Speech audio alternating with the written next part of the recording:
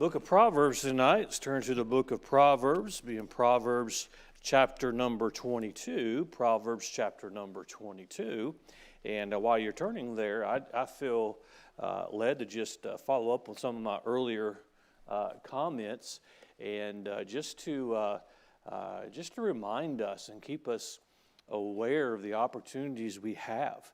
I'm thinking to today, 23 years ago today is when the Lord took Amanda home to be with Him, and certainly I'm thankful for heaven, but how God's used her little life since then. The Hickman family, the first family who have been out to the Amanda Ranch, they'll actually be here in a couple of weeks to give us so that we can meet them. And we can give a little report about that. Many of you have asked about that, which that's an exciting thing. It's an encouraging thing. With the Sunday school, just remember, our goal is not just to have Sunday school classes. It's to fill Jacksonville with His doctrine. That is our goal. And then from there, we're going to do our best to reach around the world. And we are reaching around the world, and just a lot of the changes we've made, even with location changes of Sunday school, and even time changes and all of that. There's a strategy behind it. Brother Gray and I have talked about this, and we've talked about it internally. Some of these towns that have no churches, setting up a tent and having tent meetings, and just seeing how many people we can reach, and there might be enough there to start a church. And so that's another aspect of things we want to do. Pray for me. I'll be flying to Cincinnati in the morning, and I'll be meeting with a few men, including Brother Filbert, about the schedule for the Caribbean next year and all the opportunities in the Caribbean to help those Caribbean men establish their churches, learn how to be soul winners, learn more about the Great Commission, and that's an opportunity we have. And then pray for me as well, just in the writing. And the Sunday school book is at the printer. But there's other books that I'm working on now that need to be written. And I'm saying that to say that's just what God has put on us and put in us and in me. And so it's a great opportunity we have. And so don't lose sight of that. I say, well, Pastor, I just want to my family be taken care of. Well, somebody didn't have that mindset for your family to be taken care of. And we always want to be mindful of the opportunities that we have in front of us. And so I'm thankful for that. Over the next few weeks, I'll be having some conversations with some individuals about some different books I'll have an opportunity to have a part in that I think are significant for our generation. And I haven't mentioned these opportunities. There's very, very few people, and so I pray for that. And so those are just some things. I talked to Brother Chitty for a little while today. There's some things he's wanting me to help him with out there. And so I can't be all in one place, right? That's why there's the personal capacity principle. Y'all remember that? And so you're all an extension of the pastor because I want more people pastor. And we're all going to have to do our part. And so I think it's appropriate, with all this in mind, it's appropriate what we're going to look at tonight because it'll help us do what we're talking about doing it by keeping an important principle. Look at me, Proverbs 22 and verse number, and let me just back up. I'm not done yet. The Preachers Delight Conference, that's important. God has thrust some things on us. He's thrust some things on your pastor that he has not been looking for. And there are men who are asking me to help them in their churches. I could be gone every week of the year. I'm not going to be unless you aggravate me. I don't say that to say anything other than I'm very aware of what God is doing. And there are men who are coming here, they don't know me, they don't know you. This is the case every year. But there's more coming this year that fit in that category, and part of the reason is they have no place else to go. They believe this book, they believe the old-time way, and sadly in our nation there's getting fewer and fewer and fewer places like that. And sadly, those that still hold to that, they want to own you if you're part of it. And so there's great opportunities for our church, and so we have to keep ourselves right. And I'm going to get into the Bible study now. How about that? Proverbs 22. Look at verse 28. Remove not the ancient landmark which thy fathers have set. Now look at the next chapter, chapter 23. Look at verse number 10. Remove not the old landmark, and enter not into the fields of the fatherless. Tonight we're going to look at dealing with the keeper of landmarks. Dealing with the keeper of landmarks. There's a lot of these characters in the book of Proverbs that we don't want to emulate. Will you agree with me on that? And we've spent the majority of the time over the last, I think this is number 57, the 57th study in this series. Most of these studies have been, don't be like these. This is how you deal with them. But there's certainly some we want to be like. This is one that I want to be like. This is one that's important for you to be like. Dealing with the keeper of landmarks. Landmarks exist, and we're going to talk about them in just a moment. But the reason that landmarks exist is because somebody set the landmark, but equally important, somebody kept the landmark and did not allow it to be moved. And so tonight we're going to deal with the keeper of landmarks. Father, help us tonight as we look into your word. May we be challenged. May we be encouraged. We ask this in Jesus' name. Amen. A landmark, as we see here, is a mark to designate the boundary of land.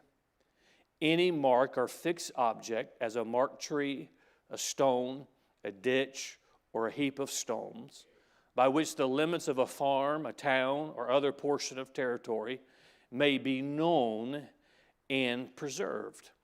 And so we look today, and if something's, you'll see a surveyor today, and they use all the means we have today to have certain marks, and that's how you know where your property line is, and because somebody came out and marked it, and if you need to survey, they'll come out and they'll put the stakes out there so you can see it.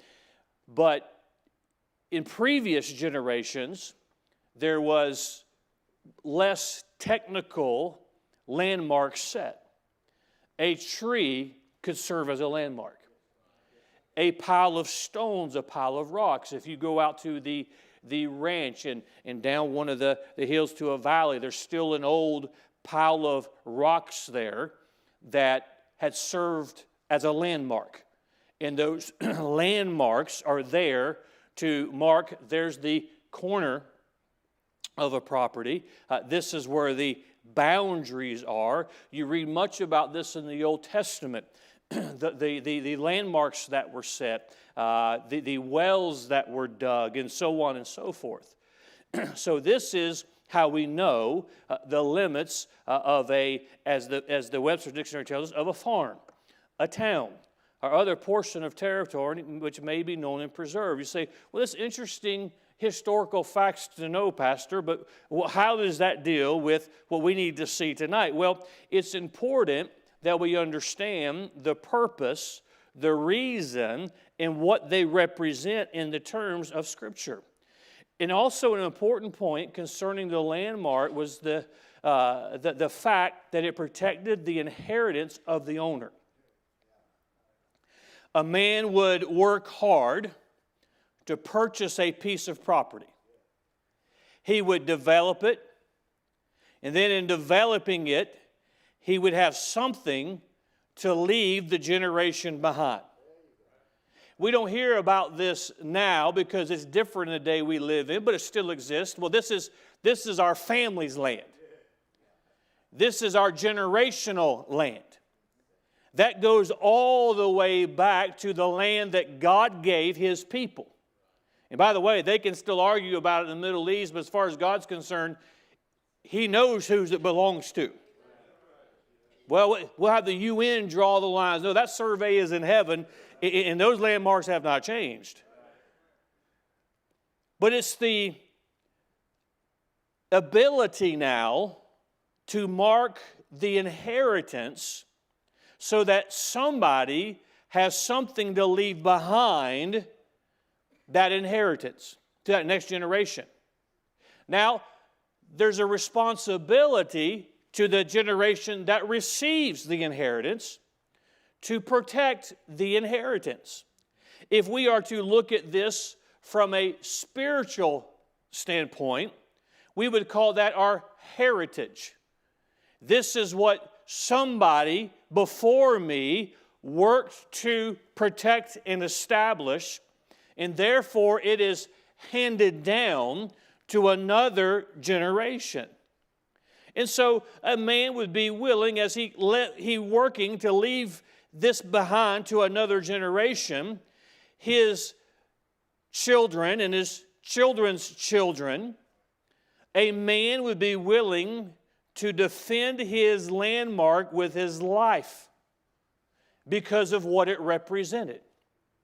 Well, it's just a piece of land. No. This is my life. This is my inheritance. This is what I'm leaving for my children and my children's children. And a man would risk his life, be willing to give his life, and in turn be willing to take life if somebody messed with the landmark. Well, why do you get so worked up about a pile of rocks? It's not a pile of rocks, it's a landmark. Why do you get all worked up about an old tree? It's not an old tree, it's a landmark. It marks, it represents what somebody has spent a lifetime working to obtain, so they have something to leave behind to those that come behind them. Likewise, this passage teaches of the thief and the dishonest who would steal by moving a landmark. It also has a bigger application to that, which applies to our heritage and what has been passed down to us from our fathers. Therefore, we should be keepers of the landmarks and not neglectors of landmarks. A thief can come in, and I'm getting a little ahead of myself, but I'll just move quickly through the point if I get too far ahead of myself, and just gradually move a landmark. And if you neglect the landmarks, you're going to lose inheritance because you're not paying attention. To use the application of our heritage as a preacher of the gospel, as the pastor of the Immanuel Baptist Church, I have a heritage that's been given to me. Well, how do you know what it is? Well, there's landmarks. There's things that you don't move. There's things that you don't touch. There's things that you don't adjust. So you have to pay attention to those landmarks. So we're supposed to be keepers and not neglectors, or worse yet, movers of landmarks. Landmarks were vital to function as a society and for the future. It was a serious offense to move a landmark. The landmark designated boundaries, but also was used for direction. A thief would slowly move the landmark, infringing on that which belonged to another. No one had a right to move a landmark. Now, there's some principles we'll see in this study tonight from generation to generation. So let's look back at chapter number 22 and verse number 28. Remove not the ancient landmark. I've already said this in the introduction, but let me say number one. The keeper of landmarks keep boundaries. If I am going to be a keeper of the landmark, I must not look at that landmark as a pile of stones that is designated as a property line. You know, it's like, well, son, our property goes from this pile of rocks that I put right here to separate us from the neighbor, and the big oak tree down there is where, that's what we have negotiated. We have, this is ours. It's not just about keeping the pile of rocks as it should be, or making sure the tree don't die. It's more than that. It's keeping the boundaries that have been set. This landmark represents a boundary that has been set. It's there for a reason. And so if I'm going to be a keeper of a landmark, I'm not just babysitting that this structure or this pile of rocks. It's the boundary that I'm concerned with. That's why I don't want the rocks moved or the landmark moved, because then the boundary moves. Well, Pastor, what's the big deal about that? Well, there's a boundary there. Mom and Dad, what's the big deal about that? There's a boundary there. Often in our immaturity as a human being or our immaturity as a Christian, we just look and say, I don't see what the big deal is about that landmark. There's nothing significant to it. What's the point of fighting that battle? It's not the landmark, it's the boundary that it represents. And if I move a landmark or I let somebody else move a landmark, then they've moved the whole boundary. So, the keeper of landmarks keep boundaries. Remove not. Remove not. Why? Because when you remove landmarks, what do you remove? You remove the boundaries. You know why in America, the America of the day is not the America that was, it wasn't the America that was here a year ago, but it's not the America 50 years ago, 100 years ago. You know why? Because the landmarks have been removed.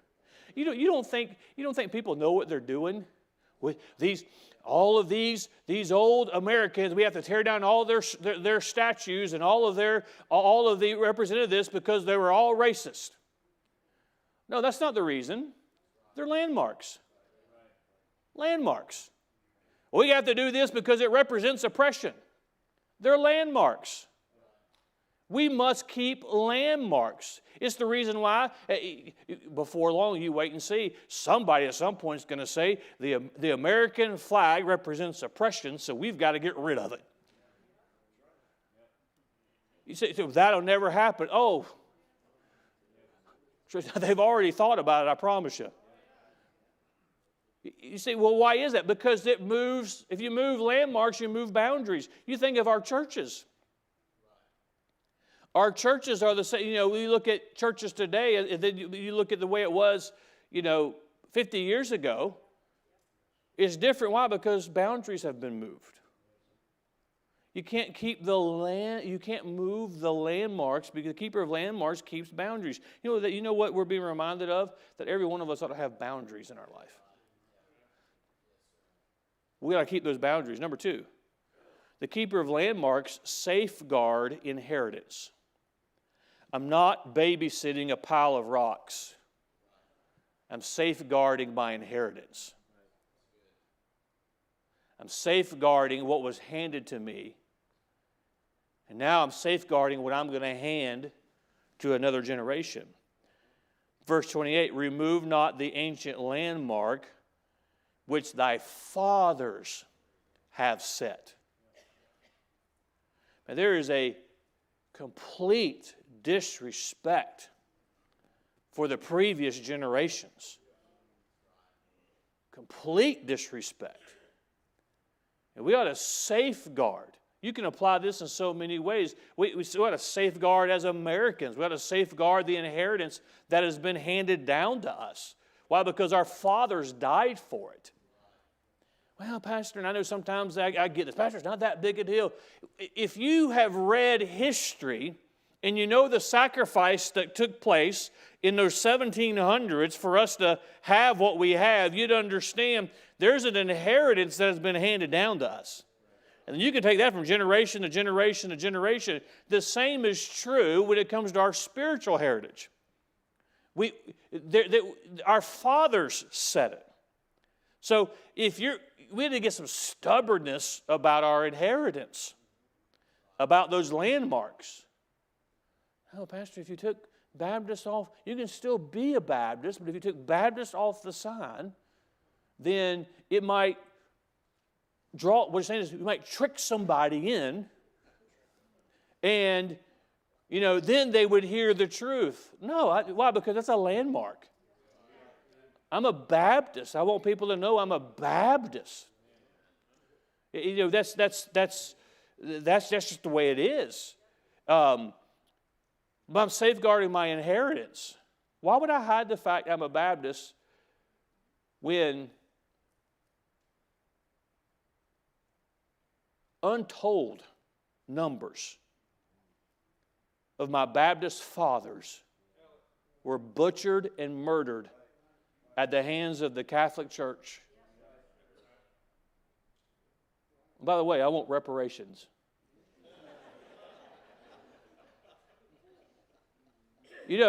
Why would I be ashamed of that? You say, well, you Baptists aren't the only ones going to heaven. That's true. Everybody gets to heaven the same way. Well, we must be the only ones going with any sense, because if we had any sense, we'd be a Baptist. You say, well, that's offensive. I find you praying to Mary offensive. I find you sprinkling babies offensive. There's two sides of that coin. But what I'm saying is I'm safeguarding my inheritance, because there's another generation that one day it'll be like, the fathers handed it to me, now I'm handing it to you. Number 3, the keeper of landmarks respect previous generations. It goes hand in hand with the previous point. The keeper of landmarks respect previous generations. Every generation think they're the smartest generation. We're so much smarter than the people who came before us. We're so much smarter than... The keeper of landmarks respect previous generations. I can have some wisdom. Let me teach you a little principle here. If do we have time? Oh yeah, we do.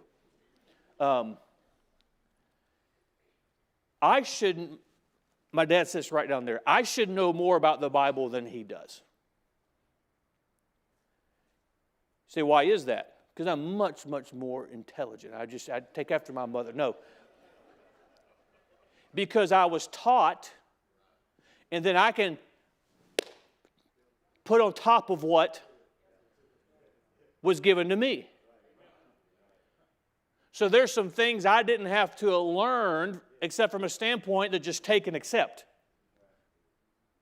And now I'm not starting where maybe he started or those before him started. And it's like we should get a little further. Those of you, and this is something to remember, those of you that you're second and third generation, you're young couples, young adults, and you've got an opportunity, because there's history that you've just had just dumped into you. You don't even realize what you're getting. And the children that are in the nursery tonight, if we're faithful, what an opportunity for them. And why is that? It's because there's previous generations who've done things, and there's been a reason. Well, there's a reason why the fathers set that pile of rocks when they set it there. And there's some today who've grown up the right way, but they don't grasp this. They don't have this discernment. I'll just say it like that. And they look and they're like, it would make so much more sense for that landmark not to be there. But the ground is more level there, or the stream runs like this. Why is it there? Well, 100 years ago, the stream might not have run there. Consider that. 100 years ago, the deal might have been bartered. There might have been something that we did not know.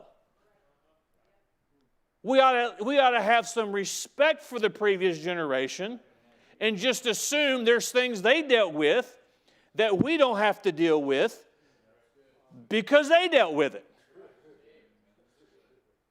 They're set there by reason by our fathers. There are some things I'm certain that the Lord tells us coming, my grandkids and great-grandkids will be like, I don't know why he did, but you were here. You didn't know what it was like to live in this day. Just like I look at, how it was in previous generations, and we can say, I don't know why they did it that way. Well, they didn't just wake up one day and say, I'm going to find the stupidest way to do whatever it is I'm doing today, just so generations from now they can say, why did they do that? No, people make the best decisions. And you think of our country, it's like, well, our country has this. Yeah, our country is a flawed nation because every nation is a flawed nation. We ought to be further along as a people than we were 200 years ago. But people made decisions based on the world they were living in. They couldn't Google and say, oh, that's the way, or watch a YouTube video on how am I supposed to feel about this. I don't know if this makes sense to anybody else. But there's a reason that it was set. There are battles and the work of our fathers that we know nothing of. We know nothing of. Well, that previous generation in the 50s and 60s and 70s, we don't want to go back to that. Man, everybody was mean and hard. And well, you know what that generation would say? Everybody's soft and weak. I mean, I mentioned I talked to Brother Chitty earlier. We know Brother Chitty pretty well. I know him pretty well, so I can talk bad about him. He's a stubborn man. Many of you have worked out there with him, and I was out there recently, and there's somebody who's not from here who's working, and he said it right. He says, there's a right way, there's a wrong way, and there's a Chitty way. And it's like sometimes I look at him, and I'm like, we could have done this a lot easier if you just listened to me. But there's a certain, but you know what I always tell people? It's like, hey, what I tell people? Well, when you survive 3 tours of Vietnam, I'm just going to assume there's some things that he saw. I don't have to assume. I know there's some things he saw and did that has shaped him the way he is. So I'm not going to mess with him, and I'm not going to sneak up behind him without him knowing I'm there either. Does this make sense? This will help some of these younger generations. You look at the gray heads and the older people say, why are they the way? Well, you don't know the all-night prayer meetings they had to have. You don't know the struggles for there to be something established. It's like, we have this ministry, and it's like we have this hearty. You don't know the battles that took place just to keep the devil from putting a tombstone on a ministry, on a church. And I'm telling you, there's going to be, if the Lord tells us coming, there is going to be buildings on this property. There is going to be all of these things, and there's going to be some spoiled, entitled kids that say, I'm really getting off on a tangent now, that'd be like, I don't understand. Well, they don't know what it was like to fight the devil over and over and over again just for the opportunity. Man, I've said this, and I was thankful the Lord moved us off Fleming Island, because we had an entitled generation of young people, because they had never known struggle. All they had known was the blessings and the benefits. And man, when I knew for years God had put Jacksonville on my heart, and when the Lord established me as pastor, it's like we're going, and that was just an added benefit, because man, there's something to having to fight for something and have something. By the way, it's getting to that point in our nation, if we're going to stay free, one of these generations who's been entitled is going to have to say, you know what?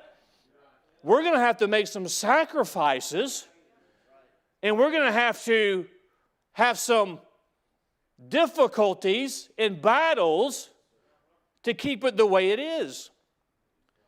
So, but there's some respect that needs to go there. It's like, one of the, this name, some of you this name may not mean something to, some of you will mean something to. It means a lot to me. Mrs. Al Lacey, I'm going to go see her in just a few weeks. She turns 90 next month. Brother Al Lacey was one of the great champions of the Bible. Paid a great price. You say, why are you going to see, and there's some things that he would say that I wouldn't say. There's some things that Brother Hiles would say I wouldn't say. I didn't have their battles, though. And 10 years from now, there's going to be people say, well, I appreciate Brother Neal, but I ain't saying things the way he says things. Well, you didn't have my battles, so I hope you don't have the battles I had. But, I'm going to see, because I want to see her, and I was able to get to know Brother Lacey well at the end of his life, and I'm thankful for that. You say, I don't have to understand everything.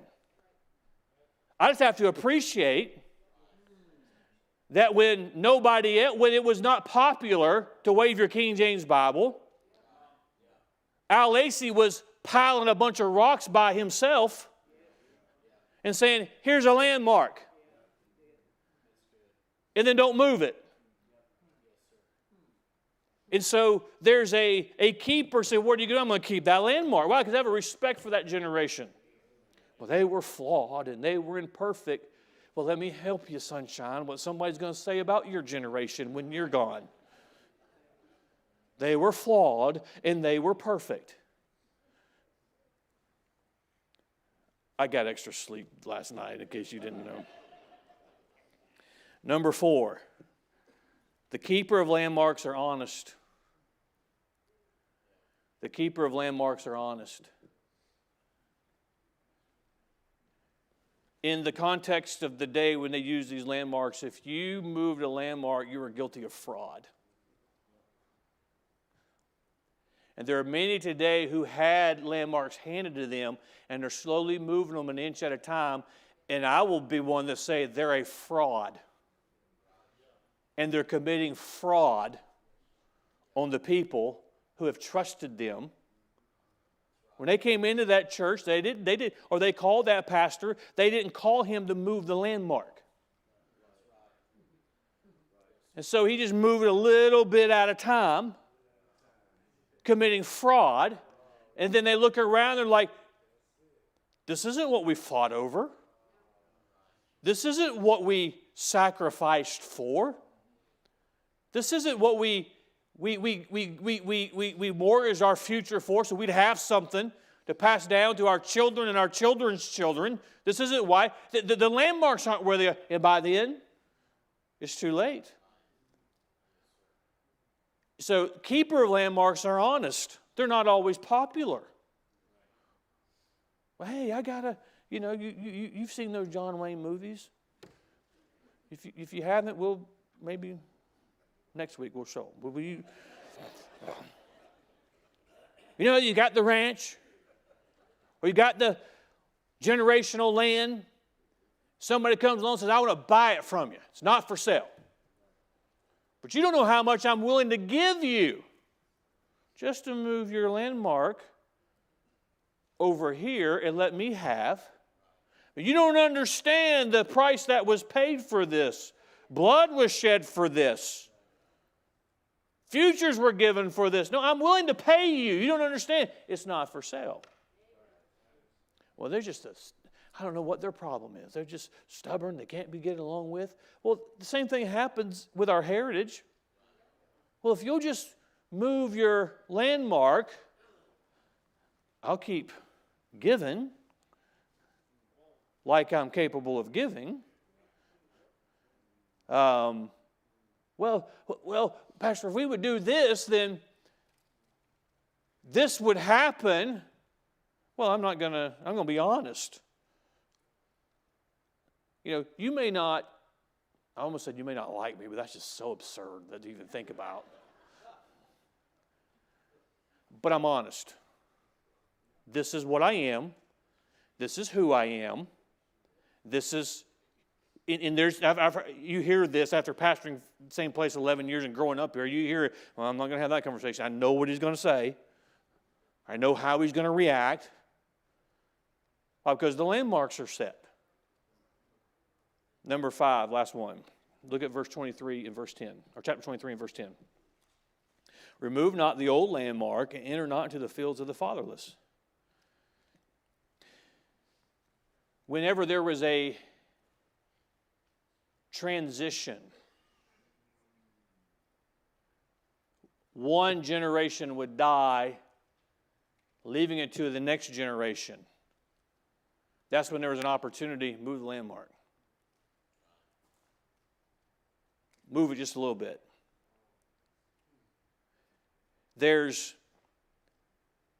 And I'll give you number 5, the keeper of landmarks prevent victims. There's a lot of people that talk about victims of church hurt. That's a fraud in itself. I mean, you don't hear them screaming about Walmart hurt, or work hurt. I'm not saying that everybody's perfect. You know what I'm saying about that. But the victims are created by people who move landmarks. The strictest context of these two verses go tie in with the poor and the rich and doing right by other people.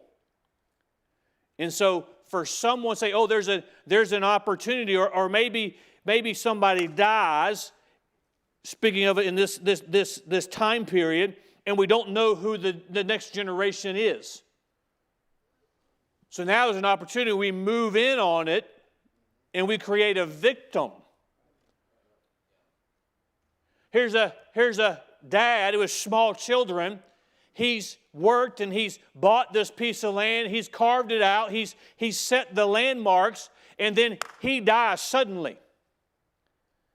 Now, there's these small children who are not of the age to protect their landmarks. And so here comes somebody who's dishonest and says, now I'm going to take advantage of these children. It's not their fault their daddy died. It's not their fault they're vulnerable. Which, if we were honest, we'd say, because of this, I would never infringe on these landmarks. So the keeper of landmarks prevents victims. We should keep the landmarks. Because if we don't, there's a rightful inheritance. There's a generation that ought to receive the inheritance that will never receive it. And by the way, that's why your pastor, whether if I come in here one day and it's me and 5 other people, will fight the battles he's fought. And I haven't fought my last battle, I realize that.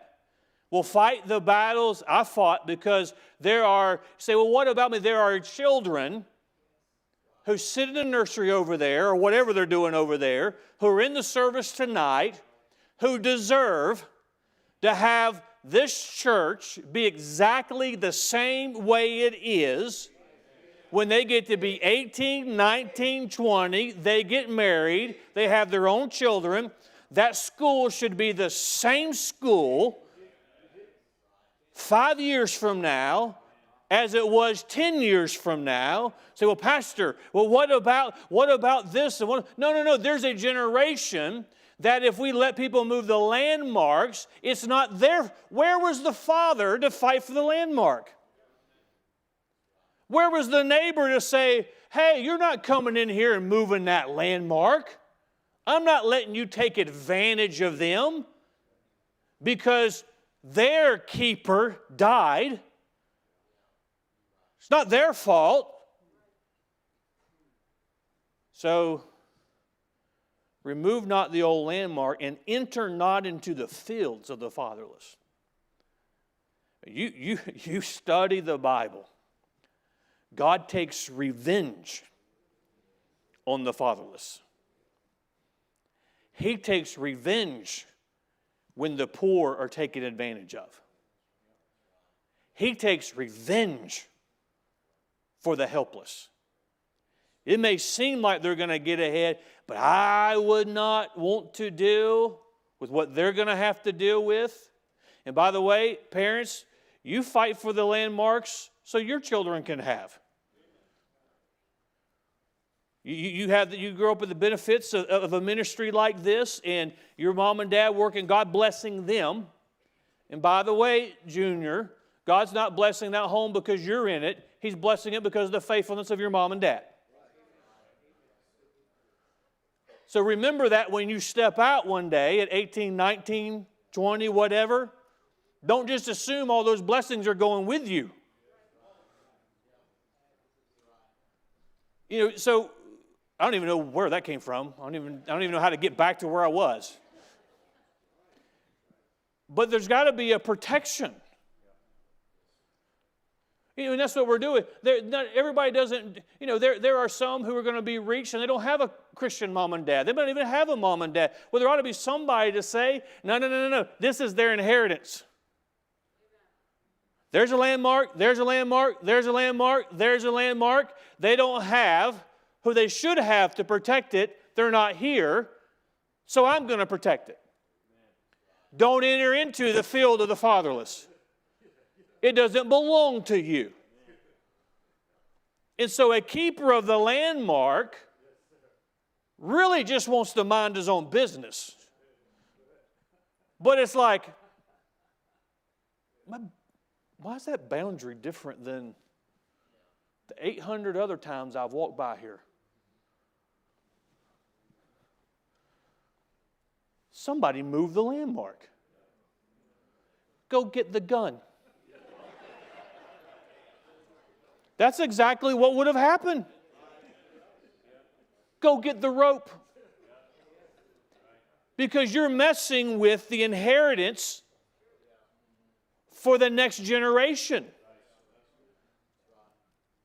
Maybe this will help you understand. Say, I don't know why Pastor got so worked up about that. Well, somebody handed me some landmarks. I don't have a right to move them. I didn't set them. Well, I don't like the landmarks. Well, I'll tell you what you do. Go find you a piece of land, and you clear it, you work it, you set up a structure on it, and you get some people to voluntarily come listen to what you have to say. See, it's easy when somebody else gets you an audience together and you get a few in the back corner. That's easy. Anybody can do that. Go to Walmart tonight. You can find somebody to listen to you. But get your own property.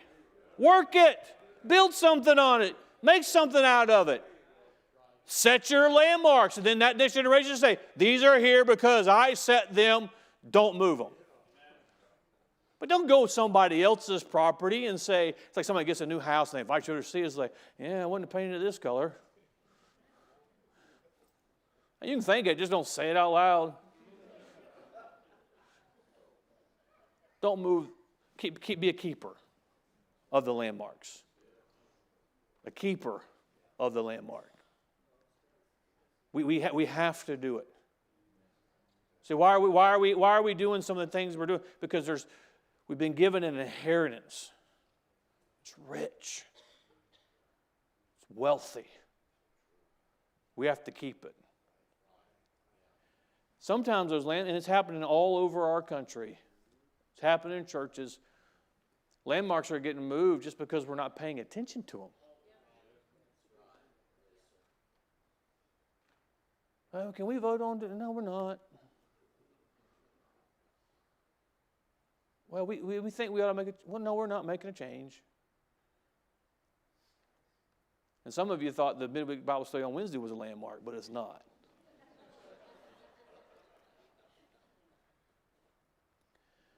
Sunday school being on property. It's convenient, but it's not a landmark. But teaching this book is. Living this book is. Knowing our doctrine is. Why